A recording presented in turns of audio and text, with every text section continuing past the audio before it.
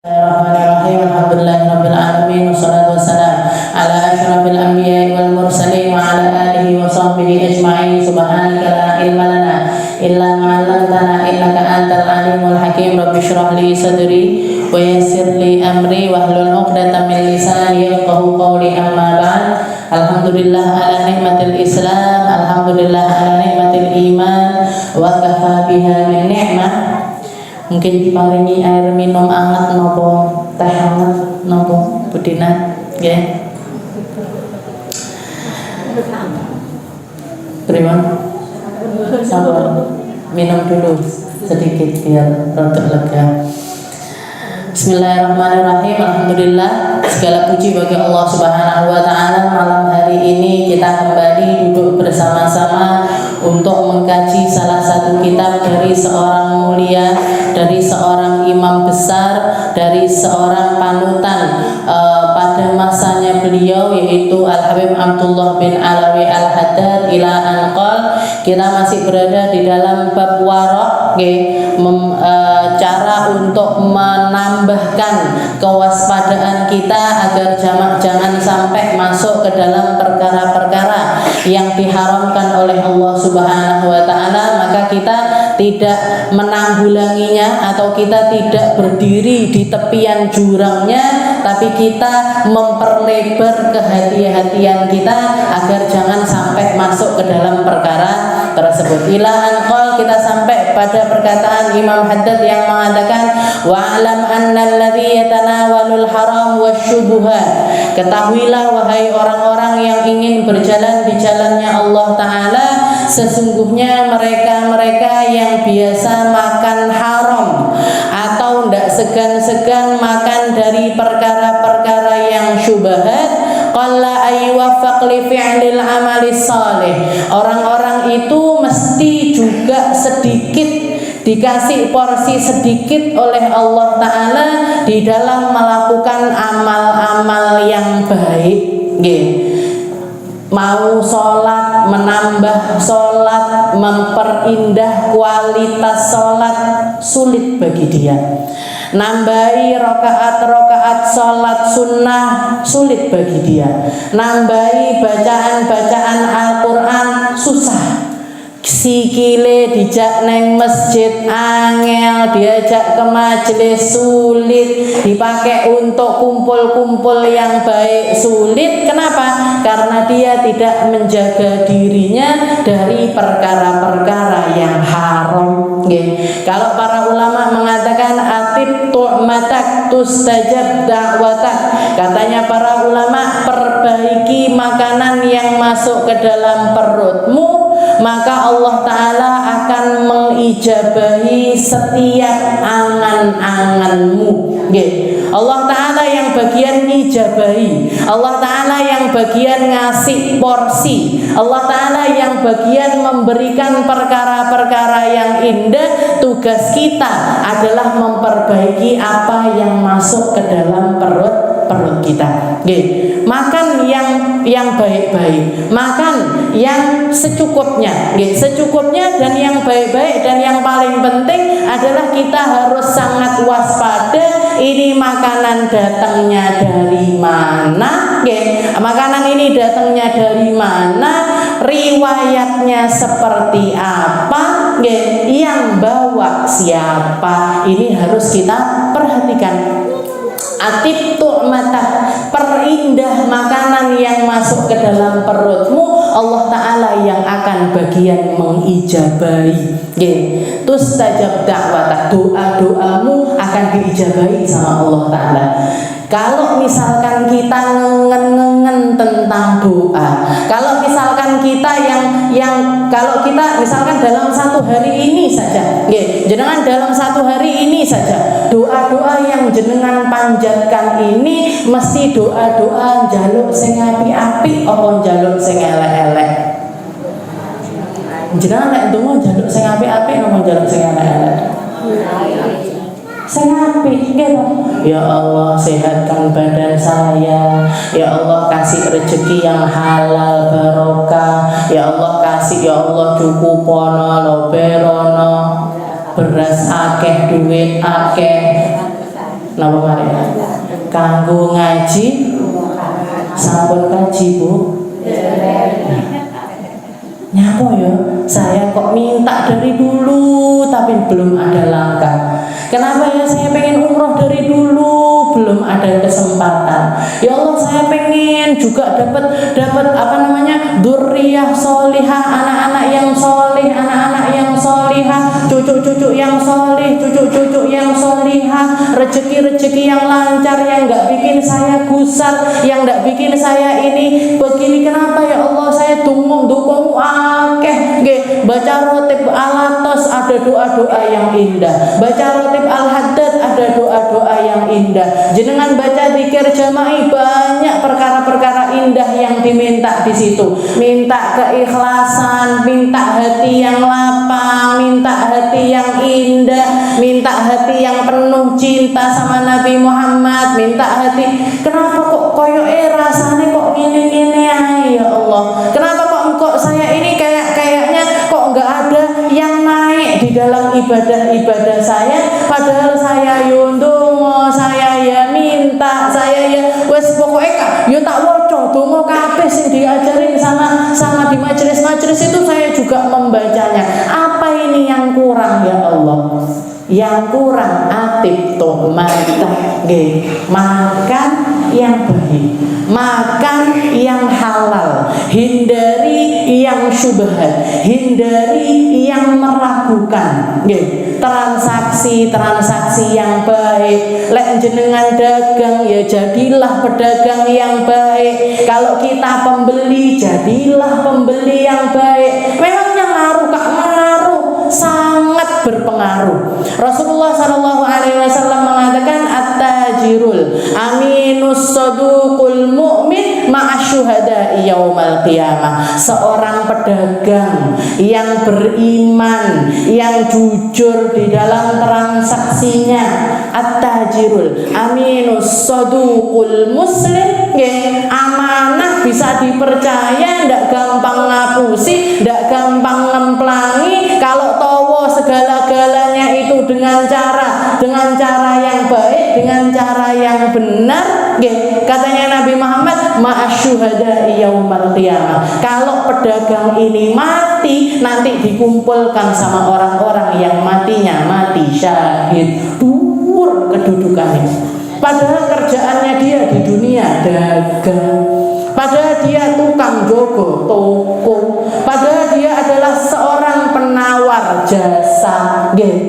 Kalau kita jadi seorang pedagang atau kita menjadi seorang karyawan sekalipun, seorang pekerja sekalipun, selama kita orang beriman, selama kita jujur, selama kita terpercaya, sampai mati ndak akan ngapusi, ndak akan korupsi, ndak akan makan dari cara yang ndak benar, sama Allah diangkat derajatnya sama orang-orang yang syuhada, bersama orang-orang yang matinya di medan perang. Jadi pedagang yang baik, pembeli juga yang baik. Katanya Nabi Muhammad, innallaha yarhamul abd. Allah Ta'ala merahmati seorang hamba yang menjual dengan gampang dan membeli juga gampang. Lek tuku ndak ngeyel nemen-nemen, lek tuku ndak ngenyang nemen-nemen. Lek jenengan kan nemenan ngenyangi barokah ilang. Orang dagang, orang jualan pengen bati napa mboten? Yo milik bati, Bu. Nggih, jangan terus jenengan nyang sampai pokoknya ojo sampai bati wong iki. Nggih. Mungkin secara logika, secara kelihatan usahaku entuk rego murah. Bener memang murah, tapi sama Allah Ta'ala berkahnya dicabut. Kalau sudah harta itu ndak berkah, jenengan bawa ke rumah, jenengan rajang-rajang itu sayur, jenengan masak, dimakan sama suami, dimakan sama anak-anak, ndak jadi berkah apa-apa untuk mereka. Jenengan tuturi yo panggah mereka, diomongi ojo ngene malah ngene, dikongkon ngono malah ndak gelem. Nah niku anake awake dhewe napa Tuh, saya belum punya anak. Nggih.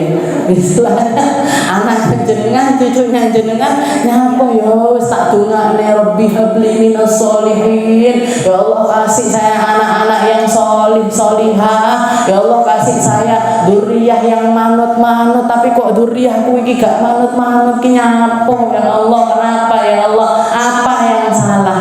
Makannya diperhatikan.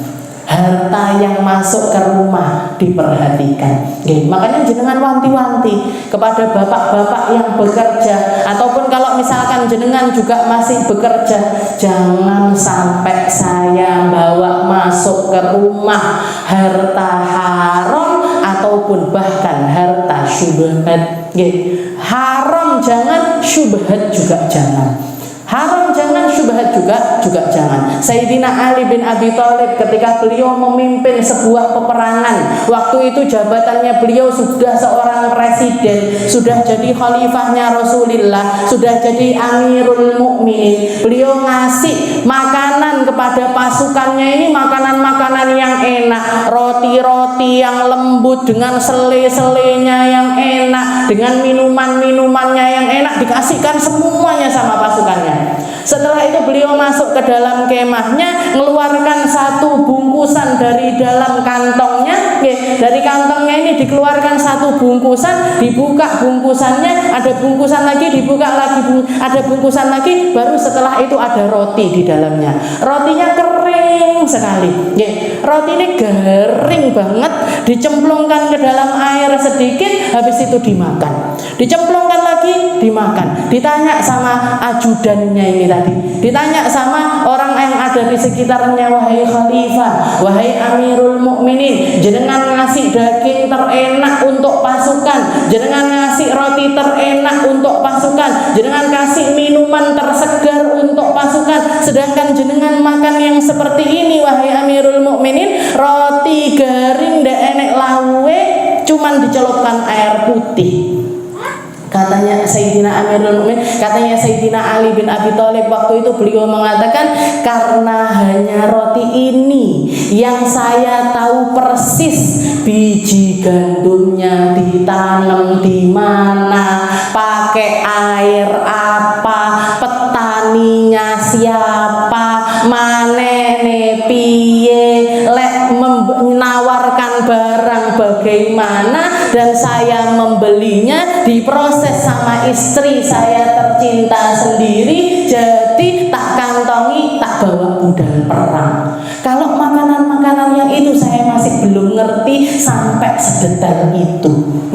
Makanya ada makalah di antara para ulama-ulama dulu itu, mereka itu punya prinsip tidak akan makan kecuali ngerti 7 runtutan dari makanan yang tersedia di depan mereka. Iki toko-toko endi? Ini dari toko mana? Penjualnya siapa? Orangnya seperti apa? Bahannya apa aja? Bahannya apa aja? Dibikinnya ini, proses ini tadi sampai jadi makanan ini ngelibatkan bahan apa aja, dan masing-masing bahan itu datangnya dari mana, ditanam di mana, mereka semuanya tahu. Baru mau makan. Kalau enggak tahu, pilih enggak mau. Itu orang-orang dulu. Makanya berhasil, Bu. Makanya Islamnya kuat, Bu. Makanya ndonga sak ndonga diijabahi sama Allah Ta'ala. Langkahnya digampangkan untuk melakukan kebaikan. Perang menang terus perangnya. Perangnya ini menang terus-terusan. Kenapa? Karena mereka sangat memperhatikan makanan yang masuk ke dalam perutnya. Orang sekarang apa enggak ada yang seperti itu? Ada. Saya nemuin sendiri. Guru saya Habib Umar Hubabah Nur, Hubabah Nur itu ketika beliau masak-masak roti, bikin roti, diberikan kepada murid-muridnya, dibagi-bagikan kepada murid-muridnya, katanya beliau, ini roti saya tahu persis diambil dari gandum bagian mana, kebunnya siapa, yang punya kebun itu orang yang seperti apa, ahli ibadah atau bukan, saya tahu persis dari mana asal usul setiap bahan yang tercampur di dalam satu roti yang ada di dalam tempat ini. Makanya sebagian ulama, guru-guru saya itu nganjurkan jenengan kalau makan di rumahnya ulama, jenengan kalau makan di rumahnya kiai-kiai, kalau makan di rumahnya para alim ulama, jenengan entek nih.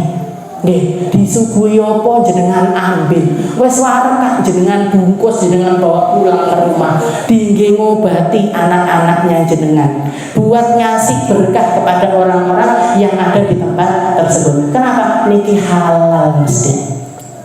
Ataupun kalau enggak sampai sedetail itu sekalipun, mereka pasti amat sangat berhati-hati di dalam apapun yang mereka makan. Jadi obat bu, jadi obat. Makan di tempatnya para ulama, makan di tempatnya orang-orang yang menjaga diri dari perkara-perkara yang diharamkan oleh Allah Ta'ala, atau bahkan yang syubhat-syubhat, itu semuanya jadi obat untuk kita semuanya.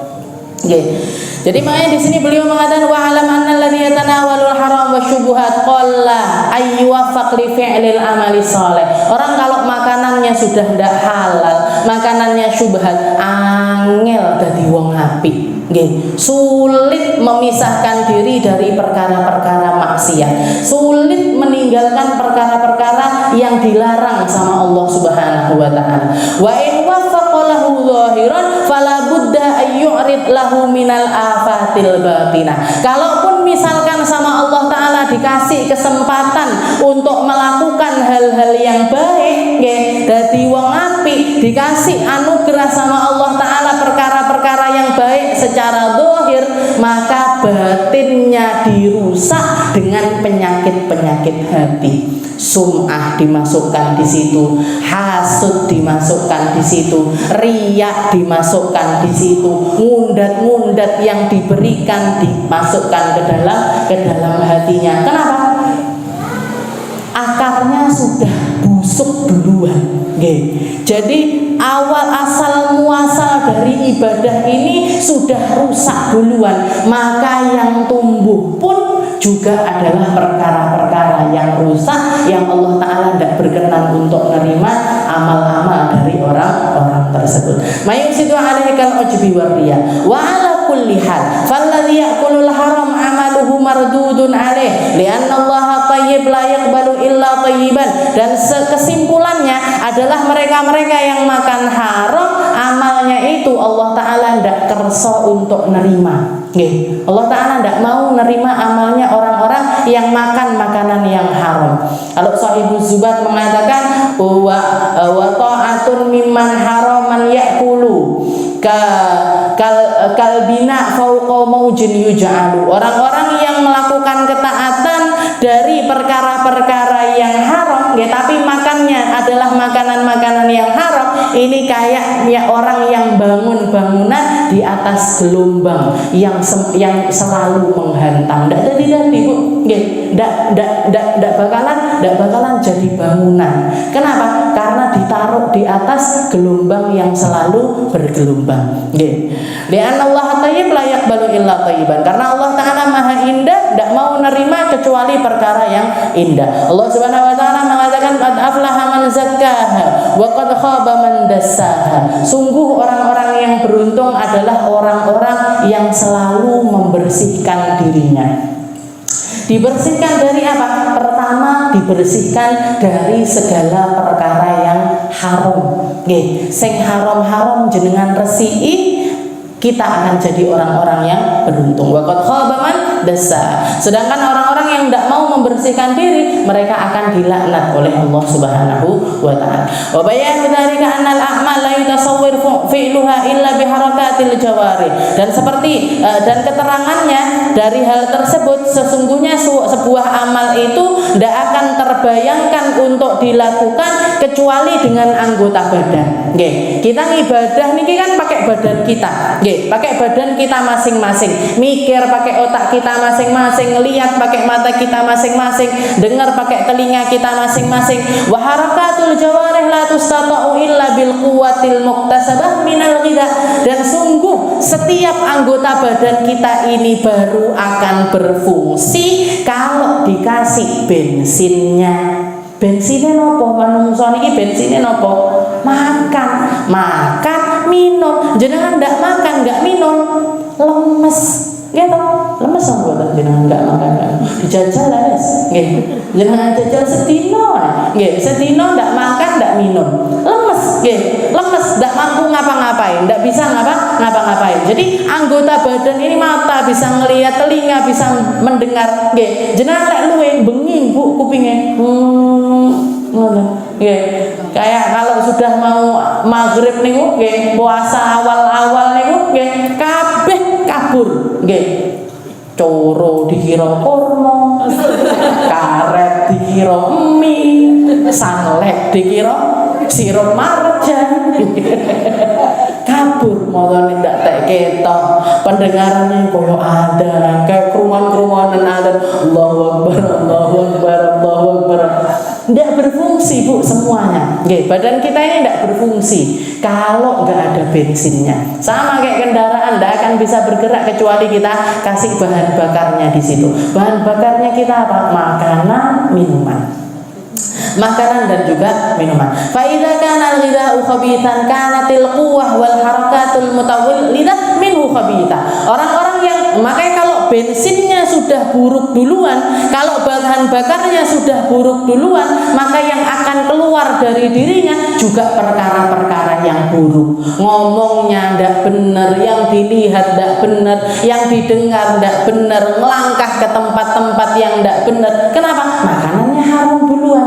Bensinnya elek dhisik, nggih. Bensinnya jelek duluan. Qala Abdullah bin Umar radhiyallahu anhuma, Sayyidina Abdullah bin Umar putranya Sayyidina Umar bin Khattab pernah mengatakan, "Lau shallaitum hatta takunu kal hanaya wa sumtum hatta takunu kal autar, lam yataqabbalullahu dzalika minkum illa biwara'in hajiz." Katanya beliau, kalau misalkan kalian sholat sampai punggung kalian sudah seperti busur panah sekalipun, saking akeh rukuk sampai melempung, sampai bungkuk, nggih, sampai bungkuk tulang belakang kalian, nggih, dan kalian berpuasa sampai badan kalian kurus kering seperti tali, nggih.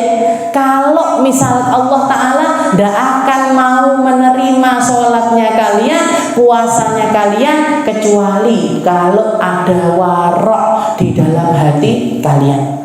Kecuali kalau ada kehati-hatian di dalam perkara yang masuk ke dalam mulut kita tentang makanan-makanan tersebut. Kalau ada hati-hati di dalam hati, nggih, kalau ada warok di dalam hati kita, nggih, warok niku kan hati-hati, ben ndak kepleset nyari batasan yang lebih besar agar ndak gampang masuk ke dalam perkara-perkara yang haram. Itu namanya warok, hati-hati, nggih. Pilih ninggalkan ketimbang melakukan. Kalau ketika kita berada di persimpangan. Jadi ketika berada di persimpangan, iki halal apa haram ya? Pilih haram. Pilih meninggalkan hal tersebut. Ini restoran ini sudah ada halal MUI-nya apa belum ya? Nggih, apa belum ya? Oh, masih nggak ngerti, tinggalkan dulu. Nggak usah makan di situ dulu. Nggak usah ngandok di situ dulu. Jangan muelok, enek warung anyar buka rono, enek anyar neh rono, enek anyar neh rono, enek kabeh dijajali. Ndak ngerti yang buka orang muslim apa non muslim, nggih. Yang buka ini hal makanannya halal apa haram yo ndak peduli dia, nggih. Bahkan banyak orang-orang sekarang itu yang lebih memilih istilahnya aslinya lo halal, masih onda enek halalmu ini tapi aslinya halal. Kayak restoran yang namanya nama-nama setan itu, nggih. Napa?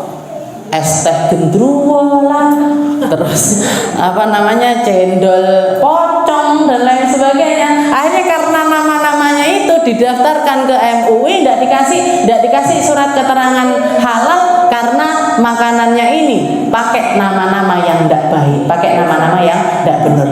Kita orang-orang muslim, aslinya lo halal kabeh, tawabra ae, nggih. Tidak ada hati-hatinya sama sekali kita, nggih. Tidak ada hati-hatinya sama sekali. Jadi ini yang perlu kita masukkan ke dalam hati-hati, nggih. Jadi katanya beliau, Kak, walaupun kalian sholat sampai badanmu bungkuk kayak busur panah sekalipun nggih sing melengkung niku nggih, panah yang melengkungnya itu, ataupun kalian puasa sampai badan kalian koyok tali saking kurune nggih, Allah taala ndak akan kersa nerima ibadah apapun dari hamba tersebut kecuali di dalam dirinya ada waraq nggih, kecuali di dalam dirinya ada waraq. Wa ruwiya marfu'an ila Rasulillah sallallahu alaihi wasallam, man ishtara thawban bi 10 dirahim wa fiha dirham min haram lam yataqabbalullahu lahu salata ma dama alaihi syai'un minhu. Juga ada hadis yang marfu' kepada Nabi Muhammad sallallahu alaihi wasallam. Nabi Muhammad pernah mengatakan, barang siapa yang membeli satu baju, barang siapa yang membeli satu baju dan dengan harga 10 dirham, dengan harga 10 dirham, lalu ada 1 dirham yang dia dapatkan untuk membeli baju itu dibeli dengan harta yang haram, tidak 100%, tapi 1/10-nya. Jenengan istilahnya, saya punya uang 100.000 buat beli baju, ternyata yang 1.000 adalah dari harta yang haram. 100.000, 10%-nya berarti 10.000. Ada 10.000 yang didapatkan apa ngentit duite koncone, apa jika hartanya suami ndak pakai izin, jenengan pakai beli baju jilbab syar'i, pakai baju longgar, tak ngaji, tak mulutan, tak katanya Nabi Muhammad, Allah Ta'ala tidak akan menerima ibadah apapun dari hamba tersebut selama bajunya dia pakai.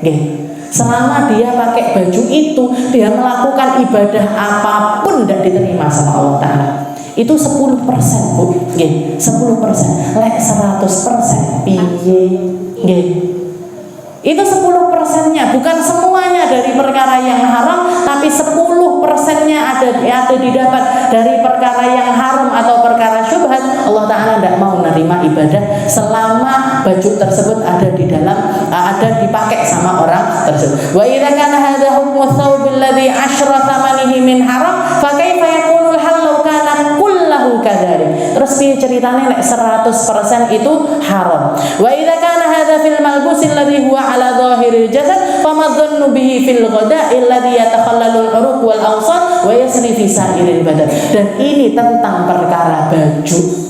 Terus gimana kalau misalkan harta 100.000 ini tadi yang didapat 10%-nya dari perkara yang haram, kita belikan makanan jadi daging, jadi darah, jadi sendi, jadi urat, jadi otot dan lain sebagainya masuk ke dalam perut kita, masuk ke dalam badan kita, ngalir dengan aliran darah kita. Terus piye ceritane amal ibadah kita? Gimana terusan? Allah Ta'ala tidak akan mau nerima sholat kita selama asal haram yang jadi darah itu tadi ada di badan kita. Ngetok nene piye, ngelepasinnya gimana, milah-milahnya seperti apa. Lek baju dilepas selesai, dari kudung dilepas selesai. Lek jadi darah, lek jadi daging, kalau jadi sendi, kalau jadi sel-sel yang lainnya di dalam badan kita, gimana cara melepaskannya? Makanya nggak heran orang sekarang itu dongone ndak mandi-mandi, dijak kebaikan angel-angel, amal-amal kumpulan baik-baik sepi luar biasa. Orang-orang yang megang ajarannya Nabi Muhammad kayak orang-orang yang aneh semuanya, dianggap kampungan, dianggap nggak keren, dianggap nggak mulia, dianggap diremehkan sama orang-orang ahli dunia sampai sekarang ini. Kenapa? Karena makanan haram di mana-mana, makanan haram bertebaran di mana-mana. Setelah itu beliau mengatakan wa'alam annal muharramati qisman. Setelah itu beliau nerangkan juga di dalam kitab ini diterangkan tentang perkara haram dulu. Ketahuilah bahwasanya perkara haram itu ada 2 macam. Perkara haram itu ada 2 macam. Ahaduhuma syai'un muharramun li'ainihi. Jadi yang pertama, yang haram pertama adalah sesuatu yang memang jelas-jelas haram. Orang begitu melihat tahu kalau itu adalah perkara yang haram. Kal maitah, seperti bangkai, wadam ataupun darah, wal khamr atau minuman keras, wa nahwu dzalik atau segala sesuatu yang semisal itu nggih. Dan sekarang ini tambah ke sini nggih, untuk melihat perkara yang haram secara dohir itu juga kita kesulitan nggih. Jenengan kemarin saya ngelihat ada salah satu seorang teman saya posting bikin postingan tentang campuran kopi yang mana campuran itu adalah perkara yang haram. Kopi tapi dicampur khamr. Kopi dicampur apa? Bahan ini. Roti bentuknya roti, tapi dicampur bahan ini yang terbuat dari ininya babi, dikasih ini yang terbuat dari ininya ini. Sedang kawan, kita itu sekarang itu makanan yang nyampe ke kita, yang kita makan ini kan rata-rata seperti itu, ndak ketok. Kalau zaman dulu kelihatan, oh ini babi, oh ini anjing, oh ini bangkai, oh ini darah, oh ini ketok, ini hewan-hewan yang punya taring tidak boleh dimakan, ini hewan-hewan yang begini yang hidup di dua alam, nggak boleh dimakan ketok, sekarang dipereteli, dicampur-campurkan, dicacah-cacah jadi sego goreng, dicacah-cacah jadi bakso, dicacah-cacah jadi nyampur di mana-mana, nyampur di mana-mana. Jadi beliau mengatakan di sini keharaman itu ada dua macam, yang tampak, yang kelihatan. Wa hadzal naw la yahillu biwajhin minal wujuhi illa indal ittirar wa huwa tawaqqufu baqa'un nafs al-muhtaramah ala tanawuli ma'af faqdani ghairi. Kalau untuk perkara haram yang nampak semacam ini, sing ketok, sing kelihatan kalau itu adalah perkara yang haram, maka ini adalah perkara-perkara yang kita tidak boleh mengkonsumsinya kecuali dalam keadaan darurat. Lek ndak maam itu mati kita. Dak ma'am itu mati kita, maka diperbolehkan untuk memakan perkara tersebut sekadar untuk nyambung kehidupan kita, dengan syarat tidak ada pilihan yang lainnya, dengan syarat tidak ada pilihan yang lainnya. Enek bakso babi karo bakso sapi, jadi sekarat, ada orang sekarat, Bu ini pilih bakso babi apa pilih bakso sapi? Bakso sapi wis tahu jajal bakso babi. Itu enggak darurat namanya, darurat ini sekarat mau mati, satu-satunya yang ada di depan matanya ternyata adalah makanan yang haram, maka boleh makan sekadar untuk membuat hidup kita ini masih berjalan. Itu yang nampak. Yang nampak ini pun kita sekarang juga harus super ekstra hati-hati. Minimal niku. Jangan kalau melihat barang-barang yang jualan-jualannya orang-orang tentang makanan-makanan dan lain sebagainya, kalau mau beli dibaca komposisinya, kiopo ae itu komposisine. Setelah itu ada BPOM-nya apa enggak, ada halal MUI-nya apa enggak. Lek enggak usah dimakan, enggak usah dikonsumsi, enggak usah dibawa ke rumah. Itu yang secara dohir. Wathani yang kedua, halalun min nafsi kal hintah wal ma'u tahir walakinahu mamlukun li ghairi. Yang kedua adalah perkara yang halal, dohirnya halal, kelihatannya adalah halal, kayak tepung, kayak gandum, kayak nasi, kayak sayur mayur, kayak ayam dan lain sebagainya, air dan lain sebagainya. Lakinnahu mamlukun li ghairi. Tapi harta itu adalah milik orang lain. Ini jilbab saya, niku pulpennya jenengan. Misalkan saya, Bu, saya mau nulis, saya ngambil pulpennya jenengan tanpa bilang, langsung tak pakai nulis, maka nulisnya saya ini menjadi tulisan yang dianggap berdosa di sisi Allah Subhanahu wa Ta'ala. Kenapa? Karena ngambil pulpennya orang lain tanpa izin dari orangnya. Bisa jadi halal ketika apa? Ketika saya pamit, Bu, saya tadi minta tintanya tak pakai buat nulis, bukan minjem loh, lek pulpen itu bukan minjem, karena tintanya kelong. Lek minjem niku jenengan pinjem ndak kelong niku minjem namanya. Nggih, kayak jenengan misalkan saya punya air, Kak minjem airnya, jenengan ngombe sampai entek. Loh, airku entek, enggak minjem ini Bu namanya, minta. Nggih. Pulpen nggih ngoten, kayak pulpen, spidol dan lain-lain. Kelong berarti jenengan bilangnya minta, tapi lek ndak kelong maka bilangnya minjem. Jadi di sini yang namanya halal haram yang kedua adalah dohirnya perkara yang halal, tapi punyanya orang lain.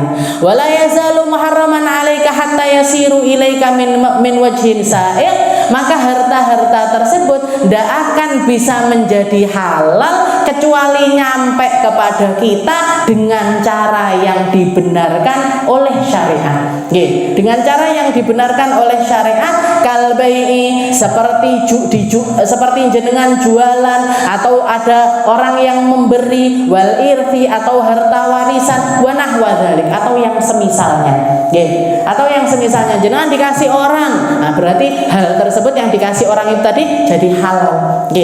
Jenengan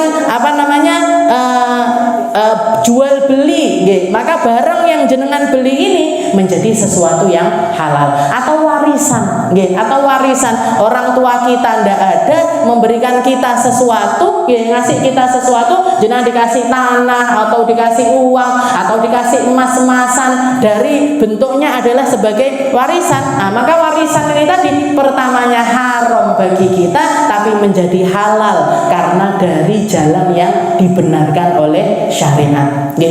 Jangan sampai kita ngambil hartanya orang lain sekecil apapun,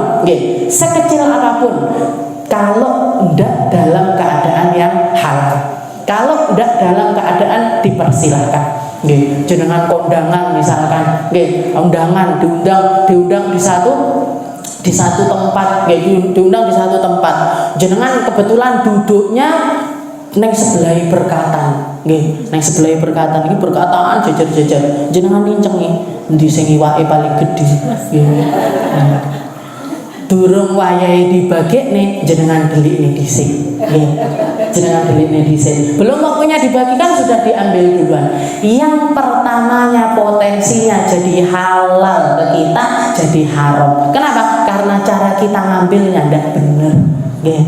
Makanya hati-hati kalau kondangan jenengan undangan, ojo ngetok-ngetoki lek malah undangan ora usah mangan dhisik, di sana mesti makanannya enak-enak dan lain sebagainya. Bu, jangan diturunkan harga diri kita hanya untuk harta yang sak dumil. Istilahnya jenengan misalkan mau diundang sak mewah-mewahnya undangan paling nopo sate gule, jenengan bawa uang 25.000, 35.000 berangkat ke bakul sate, garek lingguh, garek maem, garek meli.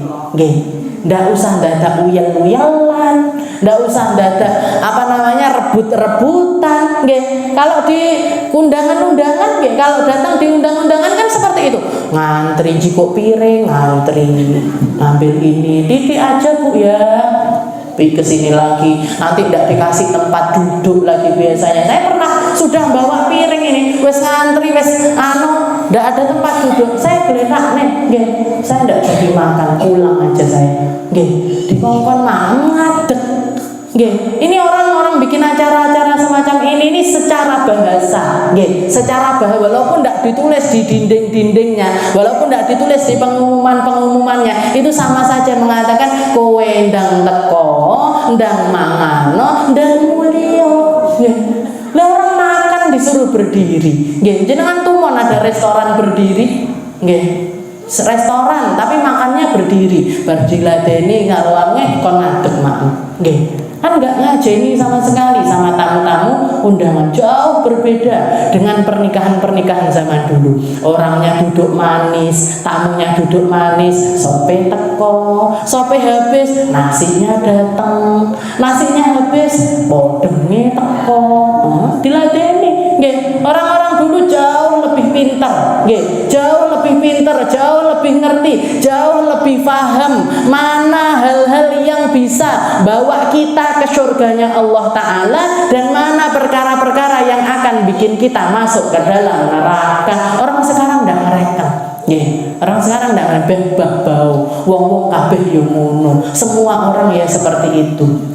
Kalau saya keluarga kalau diundang pernikahan seperti itu cuman datang sekedar memenuhi undangan, karena memenuhi undangan itu hukumnya adalah wajib. Ndak mau nyentuh makanannya, ndak mau duduk di tempat tersebut, langsung pulang. Langsung pulang kita. Ketimbang apa? Ketimbang harga diri saya ndak akan bisa, apalagi cuman dipakai untuk nebus nasi goreng, mie goreng dan lain sebagainya. Jangan sampai. Jangan kalau mau terhormat bawa uang 20.000, 30.000, jangan garek milih. Arepe mlebu ning warung opo wae, milih mang botok jangan masuk ke warung botok. Milih jangan asem ya, masuk ke warung yang ada jangan asemnya. Ya duduk diladeni, orang usah hisah-hisah, manis duduknya. Semua makanan yang mau kita makan ini kita bisa makan dengan nyaman. Nah, seperti itu ajarannya Nabi kita, Nabi Muhammad SAW.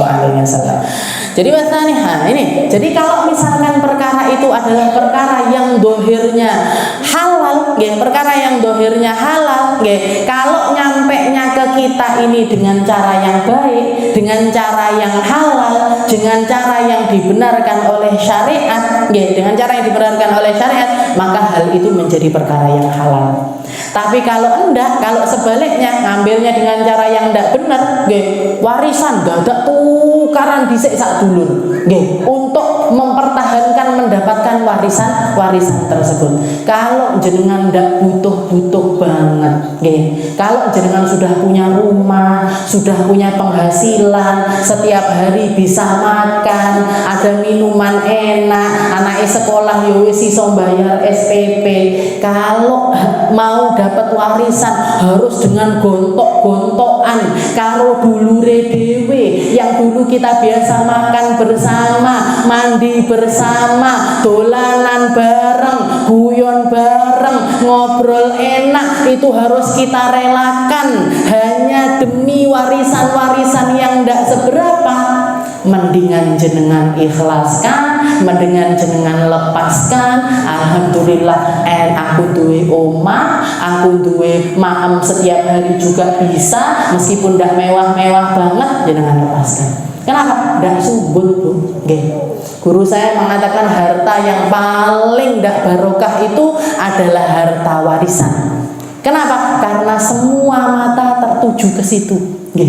Karena semua orang, bahkan yang tidak ada urusan sama keluarga itu pun melok ngitung-ngitung. Oh, anak-anaknya sing iki entuk sakmene, sing wah sete kuwi tak hitung-hitung.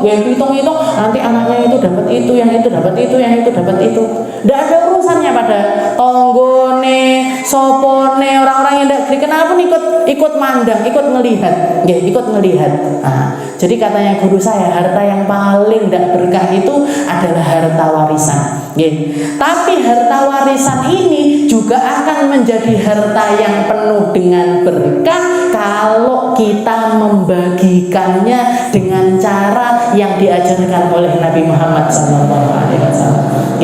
Kalau manut sama aturannya Nabi, panggah gowo barokah, Bu. Yang meninggal bapaknya misalkan, bapaknya meninggalkan anak laki sekian, perempuan sekian, istri, ada istrinya, masih ada ibunya misalkan, ya sudah, dihitung ini asetnya sekian. Nggak usah mereka ngomongannya orang lemah, kuburannya bapaknya sik teles, wes hitung warisan, dudu urusanmu. Kalau ini ada padu nih, mereka cuman keplok tok, tukaran gara-gara warisan. Orang-orang yang ngomong seperti ini, kuburannya bapaknya orang garing kok wes ngurusi warisan. Ini ajarannya Nabi Muhammad. Ini ajarannya Nabi Muhammad. Begitu orang meninggal, maka semua yang ditinggalkan ini jadi warisan. Nah, warisan ini yang kalau diundur-undur untuk dibagikan justru berpotensi untuk bikin pertikaian.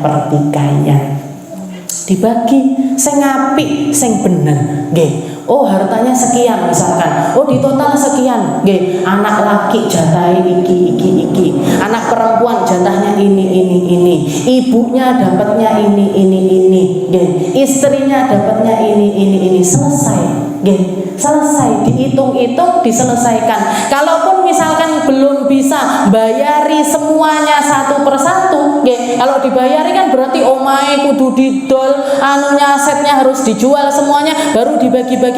Kalau misalkan masih nggak mau seperti itu, ya sudah dibayarnya nyicil-nyicil ya. Misalkan di situ ada saudara anak-anaknya yang ada yang sudah sukses, nggih, ada yang sudah sukses, wes tak bayarane omahe bapak, nggih, tak bayarane omahe bapak, tapi bayarku nyicil yo Dik yo, nggih. Adiknya yang ini dicicil sekian-sekian, ibunya dicicili sekian-sekian, ya apa namanya neneknya dicicili sekian-sekian, dibagi nih. Tapi mulai dari orang tua, orang yang meninggal ini meninggal sudah ada kejelasan, nggih. Iki bagiannya sak mene, ini bagiannya sak mene, nggih. Insya Allah tidak tukaran, nggih. Insya Allah tidak akan terjadi pertikaian. Kenapa? Sudah genah-genahan dari awal. Kenapa kok seperti itu? Karena kadang-kadang yang banyak terjadi perusahaan, nggih, tokonya atau sesuatu yang menghasilkan uang dari orang yang meninggal ini, nggih, setelah ditinggal wafat sama orangnya, kadang-kadang tambah maju, kadang-kadang tambah terpuruk, nggih. Kadang-kadang tambah maju, tapi kadang-kadang juga tambah terpuruk. Nah, kalau misalkan ada terpuruknya, nggih, dan ini belum dibagikan, malih rancu dia. Kalau ada berkembangnya, nggih, kalau ada tambah gede, tambah cabangnya nambah di mana-mana, ini dulure juga nambah, pengen dikei lebih banyak. Padahal itu bukan lagi haknya mereka, tapi haknya saudara atau salah satu anaknya yang mengembangkan bisnisnya tersebut. Jadi berarti kapan harusnya bagikan? Begitu orangnya meninggal, langsung dilihat berapa asetnya, berapa warisannya, habis itu genah-genahan sama semua ahli waris. Tidak usah melibatkan siapapun yang tidak ada sangkut pautnya sama ahli waris. Siapa yang tidak ada sangkut pautnya? Mantu-mantu tidak ada urusannya, biasanya malah ya bapak mau meninggal warisannya, mantu tidak patut untuk bicara, tidak patut untuk ngomong, tidak patut untuk nyari tahu tentang hal tersebut. Kenapa? Karena mereka bukan ahli waris. Jadi sak kuplek ahli waris itu aja ngobrol bareng, dirembuk bareng, enak piye, cara nyelesainnya gimana. Kalaupun misalkan tidak nemu jalan keluar kecuali dengan menjualnya, maka wajib untuk dijual. Maka wajib untuk dijual. Itu ajarannya Nabi Muhammad. Gamblang semuanya, Bu. Tidak ada yang rancu, tidak akan terjadi pertikaian kalau misalkan ngikuti manut sama ajarannya Rasulullah SAW. Jadi dua hal itu tadi, ada haram yang terlihat secara jelas keharamannya, ada juga haram yang tidak kelihatan, dohirnya itu adalah halal. Maka perkara halal ini kalau bukan milik kita, kalau misalkan nyampeknya ke kita ini bukan dengan cara yang diajarkan oleh syariat, maka hukumnya jadi haram. Tapi kalau nyampeknya kita ini dengan cara yang benar, dengan cara yang baik, maka hukumnya menjadi halal. Sekarang musim apa nih? Pelem-peleme tonggo-tonggo sing gemerantung di depan rumah atau masuk ke rumahnya jenengan, ojo pedik yae diuncai dikirujaan ning omah. Jenengan apa susahnya toh? Dateng lo, Bu atau Pak, ini peleme jenengan di rumah saya gemerantung, tak minta dikirujaan bareng, Pak. Boleh, Pak. Jenengan kersa nama mboten lek. Dia bilang ndak, tak gerujaan dewe, ya wes jenengan kembalikan. Kalau misalkan oh iya halal, nah jenengan ambil silahkan, yo entuk guyone, ya entuk silaturahminya, ya dapatnya juga enak, dapatnya juga baik, masuk ke perut juga dengan cara yang baik. Nggih. Asline penak lho syariat niku. Nggih, gampang menyehatkan, nggih, gampang menyehatkan, menyenangkan, nggih. Semua ajarannya Nabi Muhammad tidak ada yang pernah salah. Wa amma syubhat fahiya darajatun faminha ma tutqin tahrimuhu wa syukka fi hilli. Wallahu a'lam bishawab. Insyaallah kita lanjutkan di pertemuan selanjutnya keterangan tentang perkara yang syubhat. Nah, ini tadi kita diterangkan tentang perkara yang haram. Nanti insyaallah minggu depan kita bahas tentang perkara yang syubhat. Wallahu a'lam bishawab.